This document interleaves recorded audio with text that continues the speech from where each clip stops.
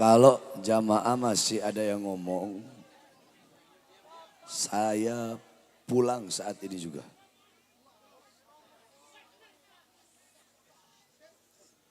Kalau masih ada yang ngomong, saya pulang.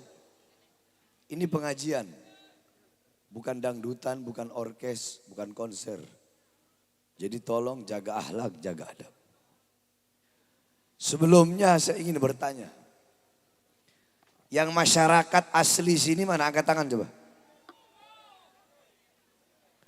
Oke, cukup. Saya pengen tanya satu pertanyaan. Kenapa mobil kok nggak boleh dimasukkan ke dalam sini? Itu pertanyaannya. Katanya dilarang sama anak-anak muda, pemuda-pemuda yang larang. Siapa? Kenapa? Alasannya apa? Hah? Enggak. Coba mana perwakilan anak muda sini? Tokoh masyarakat di sini mana? Saya cuma mau nanya. Tadi kan saya tanya, kenapa kok mobil nggak masuk? Katanya dilarang Beb sama pemuda-pemuda sini.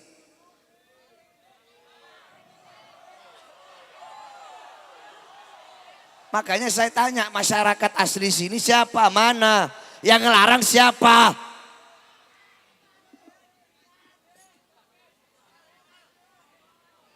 Mana tokoh-tokoh pemudanya mana? Panitia mana? Tokoh masyarakatnya mana? Saya tanya, dari depan kemari mobil bisa masuk gak? Bisa masuk gak? Tapi mobil saya ditahan di depan, katanya gak bisa masuk, pakai motor aja Beb.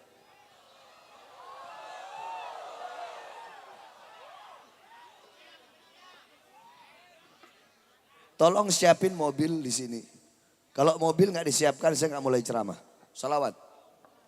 Mobil nggak siap di sini, saya nggak mulai ceramah.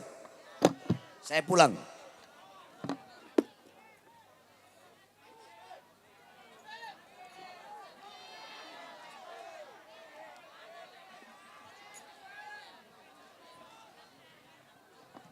Semua masyarakat jamaah, mobil saya mau balik di sana aja atau di sini? Di sana atau di sini? Di sana atau di sini? Pada nggak punya otak semua ente orang. Saudara-saudara, saya udah merasakan dakwah yang lebih parah dari ini. Jalanan ini nggak ada apa-apanya. Saya ceramah ke Papua, masuk hutan 3 hari jalan kaki. Saya ceramah ke daerah Kalteng, daerah Dayak, masuk ke dalam hutan. 6 hari saya jalan kaki. Saya udah pernah melewati yang lebih-lebih dari ini. Tapi kan ini kan mobil bisa masuk. Kenapa kok dilarang? Kenapa nggak boleh? Kalau mobil belum ada di situ, saya nggak bakal mulai ceramah. Saya pulang.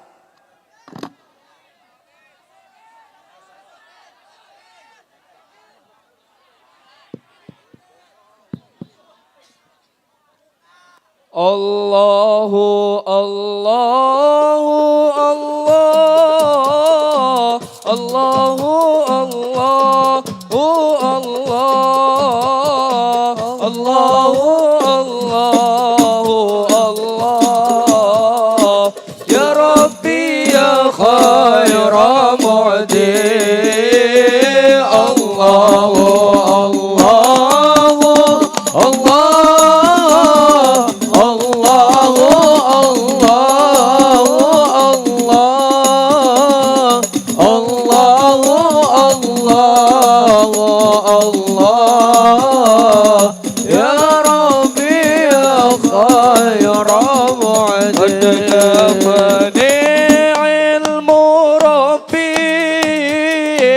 من سؤالي واختياري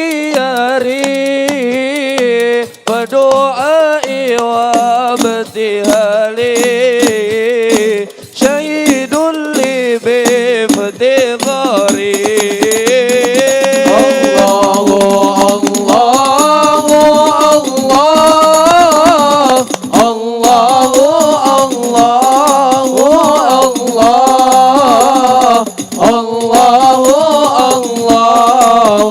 Allah ya Rabbi ya khayra mu'di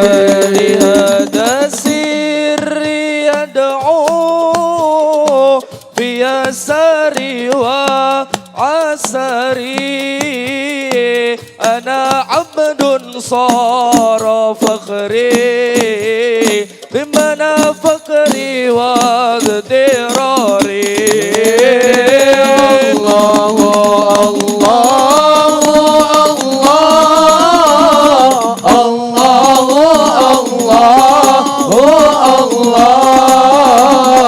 الله الله الله يا ربي يا خير معدي إلهي ومالكي أنت تعلم كيف حالي وبما قد حل قلبي من هموم واشتغالي الله الله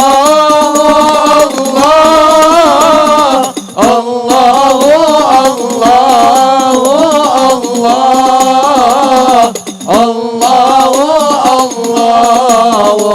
الله يا ربي يا خير معدي سريع الغاثي غسان منك يدركني سريعا يحزم الأسرى ويأتي بالذي أرجو جميعا الله الله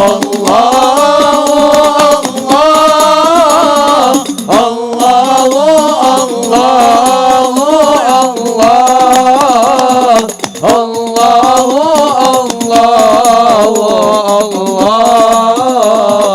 يا ربي يا خير مدين. Assalamualaikum warahmatullahi wabarakatuh.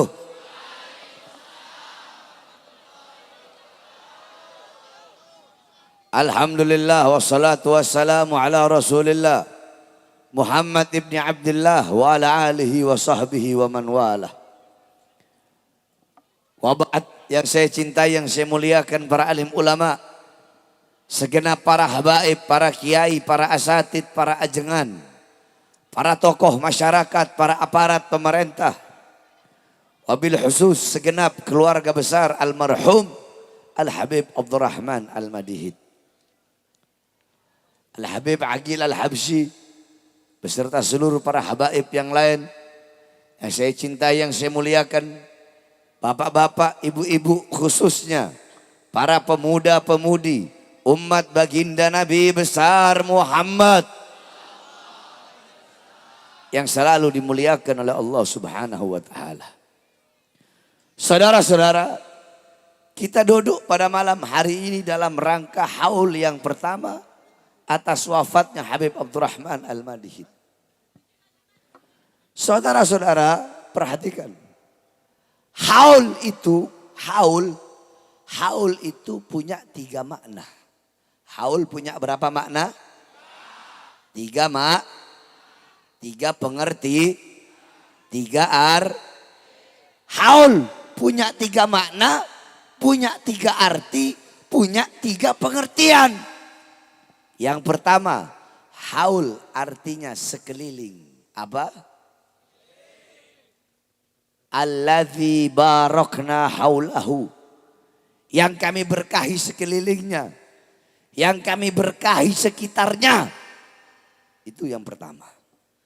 Yang kedua, haul artinya kekuatan, daya, upaya. La haula wala, tidak ada upaya, tidak ada daya, tidak ada kekuatan, tidak ada usaha. Nah, haul yang ketiga artinya 1 tahun. Jadi setiap perputaran waktu 1 tahun itu namanya Coba ayo kita ngaji bareng-bareng. Haul yang pertama maknanya apa? Haul yang kedua maknanya apa? Kekuatan, daya, upaya. Haul yang ketiga maknanya apa? 1 tahun. Nah terus Beb, tujuan diadakannya haul Itu untuk apa? Ada dua. Haul yang kita maksud itu peringatan satu haul, 1 tahun itu ada dua. Pertama, ada haul orang-orang soleh. Ada haul para wali. Ada haul para kiai, para ustadz, para habaib. Itu yang ngerokok matiin rokoknya, jangan sok jagoan kau. Kalau saya lagi ceramah jangan ngerokok. Saya ini nggak kayak penceramah-penceramah lain, ya. Saya juga ngerokok, tapi ada saat-saatnya, ada waktunya. Jadi ingat, ada haul para ulama, ada haul aulia, ada haul orang soleh. Perhatikan, ini yang pertama yang saya jelaskan dulu. Haul contoh, di daerah Lempuyang, Tanara, tahu kan? Itu ada haul Syekh Nawawi Al-Banta. Di Cilegon ada haul Syekh Arsyad Tawil. Kemudian di Jakarta ada haul Habib Ali bin Abdurrahman Al-Habsyi Kuitang. Ada haul Habib Salim bin Ahmad bin Jindan. Ada haul Habib Ahmad bin Alwi Al-Haddad Habib Kuncung. Ada haul Habib Hasan bin Muhammad Al-Haddad Tanjung Priuk. Ada haul Kampung Bandan. Ada haul Habib Abdullah bin Muhsin Al-Atos Keramat Empang Bogor. Di Sukabumi ada haul Habib Syekh Al-Atos. Di Cianjur ada haul Aang Gentur. Di Sukabumi ada haul Kiai Haji Masturia Al-Masturia. Di daerah Jawa Tengah ada haul Pekalongan, ya. Ada haul Pekalongan, haul Atos. Ada haul Tegal, haul Haddad. Kemudian di Jawa Timur ada haul Al-Habib Soleh bin Muhsin Al-Hamid Tanggul. Ada haul Habib Abdullah bin Ali Al-Haddad Bangil. Ada haul Habib Ja'far bin Syekhon As-Segaf Pasuruan. Ada haul Kiai Haji Abdul Hamid. Ada haul Hadratus Syekh Kiai Haji Hashim Asy'ari. Ada haul Habib Abu Bakar bin Muhammad As-Segaf Gresik. Ada haul di Malang Habib Abdullah bin Faqih, Habib Abdul Qadir bin Faqih. Di Banyuwangi ada haul Habib Hadi bin Abdullah Al-Haddar. Di Bali ada haul Bafaqih. Di NTT ada haul Baharun. Di Sulawesi Utara ada haul saya punya kakek Habib Alwi bin Smith sama Habib Abdullah bin Umar As-Segaf. Di Sulawesi Tengah ada haul Habib Idrus bin Salim Al-Jufri. Di Kalimantan ada haul Guru Zaini. Hampir seluruh Indonesia itu ada acara haul para. Nah, terus tujuan ini yang pertama ini. Tujuan diadakan haul acara wali tiap tahun itu untuk apa? Kan kalau haul wali, haul orang soleh kan dibacakan manakib. Manakib itu sejarah hidup. Bagaimana ilmunya, bagaimana amalnya, bagaimana akhlaknya, bagaimana adabnya, bagaimana budi pekertinya, ibadahnya, ilmunya, khaufnya, khasyahnya, zuhudnya, qanaahnya. Agar apa? Agar kita yang hadir pada acara haul bisa mengambil ibroh, mengambil iktibar, mengambil intifa, mengambil hikmah, mengambil manfaat, mengambil pelajaran dari kisah hidup sahibul haul, agar kita menjadikan beliau sebagai teladan kita, uswah kita, gutwah kita, idola kita dalam kehidupan kita sehari-hari. Itu kalau haul para Nah, haul yang kedua seperti yang pada malam hari ini. Ini adalah bukti. Ini bukti bahwasanya anak-anak yang ditinggalkan oleh almarhum Habib Abdurrahman Al-Madihid adalah anak-anak yang soleh dan soleha. Kenapa? Karena anak-anaknya mengundang kita semua. Keluarga yang ditinggalkan mengundang kita. Duduk di sini. Baca ayat Quran, baca Yasin, baca tahlil, tahmid, tasbih, takbir, tamjid, sholawat. Dengarkan nasihat ulama. Yang dimana itu semua dihadiahkan untuk orang tuanya, saudara-saudara. Ini kan bukti kalau anak-anak yang ditinggalkan anak-anak yang sebab jarang anak yang wafat orang tuanya terus dibikin haul. Saya tanya, anak yang orang tuanya udah wafat dibikinkan acara haul, anak seperti itu banyak atau jarang? Banyak. Banyak atau jarang? Banyak atau jarang? Makanya ini bukti anak yang ditinggalkan anak yang soleh. Saudara-saudara, Rasulullah udah bersabda, apa kata Rasulullah? Idza mata ibnu Adam in qata amaluhu illa min thalatha, sadaqatun jariyah, al ilmu yantafa'u bih, wa waladun salih yad'ulah. Apabila anak Adam wafat, manusia mati, maka terputus seluruh amalnya. Kita masih hidup sholat, dalam kubur nggak bisa Jawab yang keras, masih hidup sholat, dalam kubur nggak bisa. Masih hidup puasa, dalam kubur nggak bisa. Masih hidup sedekah, dalam kubur nggak bisa. Masih hidup haji, dalam kubur nggak bisa. Berarti putus nggak? Putus nggak? Putus nggak? Tapi ada 3 amal yang apabila 3 amal ibadah perbuatan ini kita tinggalkan ketika kita masih hidup, maka pahalanya tidak akan putus sampai datangnya hari kiamat. Apa salah satunya? Saya nggak bahas semua. Salah satunya doa seorang anak yang soleh kepada kedua orang tuanya. Seperti pada malam hari ini. Ya, Sohibul Hajat ngundang kita berdoa buat orang tua beliau, Habibur Rahman Al-Khirit. Doanya sampai kepada beliau di dalam kuburnya, saudara-saudara. Sebab kenapa? Penghuni kubur itu sama kayak kita. Persamaannya apa? Saya tanya, kalian butuh makan nggak? Butuh makan nggak? Penghuni kubur juga butuh makan. Cuma bedanya kalau kalian makan nasi, makan tahu, makan tempe, makan jengkol, penghuni kubur makanannya Ada satu cerita. Ada seorang ulama bermimpi. Di dalam mimpinya dia lihat penghuni kubur sedang berebutan makanan. Maksudnya berebutan doa. Nah, ada satu penghuni kubur yang gak ikut berebutan. Jadi dia santai aja, gak berebut. Yang lain berebut. Ini orang alim tanya, ya fulan, itu penghuni kubur yang lain berebutan doa. Tapi kenapa kamu kok gak berebutan? Apa kata dia? Iya, mereka berebutan doa ketika ada orang yang lewat di ini kubur terus baca Fatihah, mereka berebutan. Ya. Terus kalau ada yang baca Fatihah, Al-Fatihah ila arwahil muslimina wal muslimat wal mu'minina wal mu'minat, mereka berebutan. Kalau ada yang lewat di kubur, Assalamualaikum ya ahlil kubur, Al-Fatihah ilaikum bisirril Fatihah, mereka berebutan. Saya ngapain saya harus berebutan, sedangkan saya meninggalkan anak yang selalu mengirimkan Fatihah untuk saya. Nah, seminggu kemudian,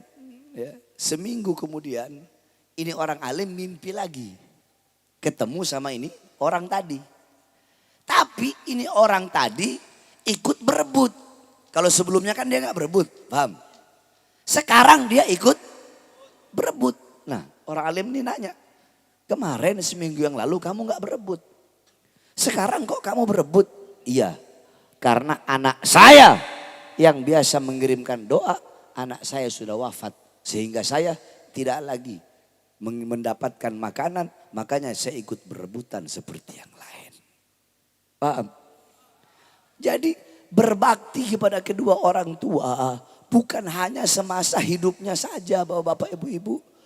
Walaupun orang tua kalian telah wafat, walaupun orang tua kalian telah mati, walaupun orang tua kalian telah terkubur, tetap wajib kalian berbakti kepada kedua orang tua.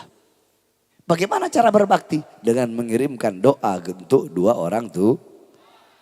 Kalian bacakan Yasin seumpama. Kalian baca Yasin, kalian niatkan untuk orang tua dalam kubur. Kata Rasulullah, man qara'a Yasin, siapa orang yang membaca Yasin, maka kelak di akhirat Allah persiapkan istana, temboknya terbuat dari emas putih, tanahnya terbuat dari kasturi. Di dalam istana itu terdapat 99 kamar. Tiap kamar ada 99 kasur. Tiap kamar 99 ranjang. tiap ranjang 99 kasur, tiap kasur 99 bidadari, tiap kasur 99 bantal, setiap bantal 99 bidadari yang Allah siapkan. Tadi kita baca Yasin nggak tadi? Baca Yasin nggak? Baca. Diniatkan untuk almarhum. Itu yang Allah persiapkan. Lah terus Beb, kalau perempuan gimana? Kalau laki-laki kan bidadari. Kalau perempuan yang disiapkan adalah pelayan-pelayan di sorga. Jadi ibu-ibu nggak usah khawatir. Andaikan, mudah-mudahan ibu-ibu dan bapak-bapak masuk sorga. Andaikan di sorga suaminya ibu-ibu, bidadarinya banyak. Itu nggak sama kayak di dunia. Kalau di dunia suaminya ibu-ibu ngelirik perempuan, cemburu nggak? Cemburu nggak? Cemburu nggak? Di akhirat, di sorga tidak ada perkara apapun yang bisa memutuskan kenikmatan. Jadi di sorga itu, diam. Dibilangin kalau ada yang ngomong saya pulang, diam. Jadi di sorga nggak ada kencing, nggak ada nguap, nggak ada cegukan, nggak ada buang air kecil, nggak ada buang air besar, nggak ada tidur. Jadi perkara-perkara yang memutuskan kenikmatan itu di sorga nggak ada. Saya tanya, cemburu memutuskan kenikmatan nggak? Memutuskan kan? Makanya di akhirat ibu-ibu tidak ada rasa cemburu. Itu yang Allah persiapkan bagi orang yang membaca Yasin. Terus tadi dibacakan tahlil nggak? Dibacakan tahlil nggak? Dibacakan tahlil. La ilaha, dalam hadis qudsi Allah berkata, la ilaha illallah hisni. La ilaha illallah adalah benteng pertahananku. Barang siapa yang membaca la ilaha illallah, maka dia masuk dalam benteng pertahananku. Barang siapa yang masuk dalam benteng pertahananku, maka dia akan aman dari azab dan siksaku. Tadi kita baca tahlil, baca la ilaha illallah, almarhum dalam kubur aman dari azab dan siksanya. Yang ketiga, tadi dibacakan sholawat enggak? Diniatkan untuk beli. Kata Rasulullah apa? Man sholla alayya sholatan wahidatan sallallahu alaihi biha asyra. Siapa orang yang bersolawat kepadaku satu kali, Allah bersolawat kepadanya 10 kali. Allah punya malaikat. Malaikat itu tugasnya berdiri di depan kuburnya Nabi Muhammad. Untuk apa? Untuk membawakan setiap sholawat umatnya kepada Rasulullah. Jadi setiap ada yang bersolawat, Rasulullah tahu nama kalian yang selalu bersolawat kepada Nabi Muhammad. Malaikat tadi itu berkata, ya Rasulullah, fulan bin fulan disebut nama kamu satu persatu. Saya tanya, nama kamu kalau disebut sama presiden bangga nggak? Bangga nggak? Terus bagaimana kalau nama kamu disebut oleh makhluk yang paling mulia baginda Nabi besar Muhammad? Ya Rasulullah, fulan bin fulan, fulanah binti fulan bersolawat kepada kekasihmu Muhammad. Apa kata Rasulullah? Bawa solawat mereka menghadap Allah. Dibawa solawatnya menghadap Allah. Malaikat bilang, ya Allah, fulan bin fulan, fulanah binti fulan bersolawat kepada kekasihmu Muhammad. Apa kata Allah? Akan aku ciptakan dari setiap satu huruf dari sholawat yang mereka baca. Contoh kita baca sholawat. Ya Rabbi sholli ala Muhammad. Ya satu huruf, alif satu huruf, ro satu huruf, ba satu huruf, ya satu huruf. Ya Rabbi itu 5 huruf. Dari setiap satu huruf kata Allah akan aku ciptakan 460 malaikat yang punya 460 kepala. Setiap kepala punya 460 wajah. Setiap wajah punya 460 mulut. Setiap mulut punya 460 lidah. Setiap lidah akan memohon ampun atas dosa-dosa orang yang bersolawat dan dosa-dosa orang yang dihadiahi solawat. Luar biasa tidak? Luar biasa tidak? Luar biasa tidak? Makanya berbakti kepada orang tua bukan hanya semasa hidup.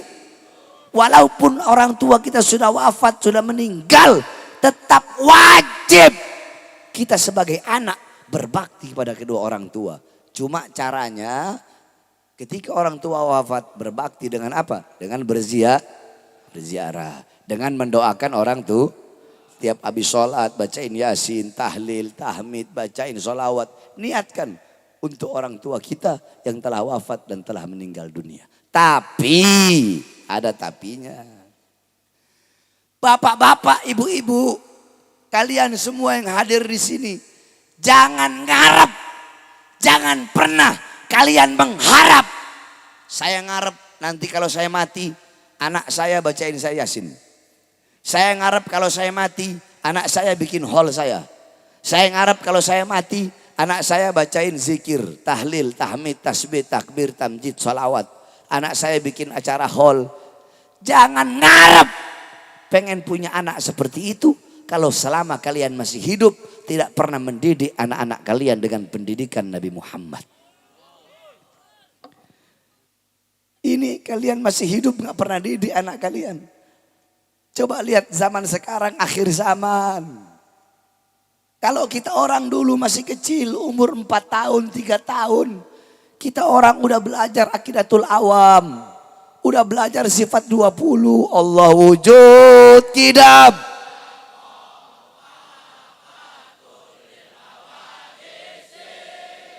Qiyamu.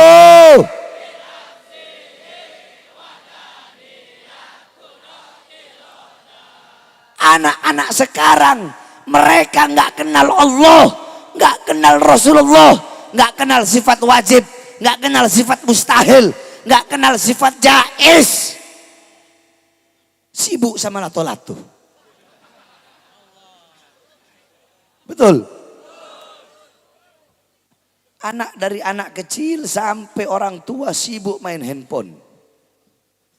Bapak, ibu, suami istri pernah nggak depan-depanan sambil pegang handphone? Pernah nggak? Kayak orang goblok kan? Handphone itu bagusnya bisa mendekatkan hubungan yang jauh. Itu bagusnya. Tapi rusaknya bisa menjauhkan hubungan yang dekat. Ya bayangin aja suami istri depan-depanan main handphone. Anak kecil sekarang masa-masa muda mereka, masa kecil mereka, masa-masa bahagianya dirampas sama handphone. Saya dulu di Sulawesi masih kecil mandi laut, manah ikan, naik atas pohon, manjat, bikin apa tuh yang dari bambu, peletekan yang bunyi-bunyi itu. Ibu-ibu dulu nggak ada handphone, enak nggak? Masa-masa kecil ibu-ibu main apa itu?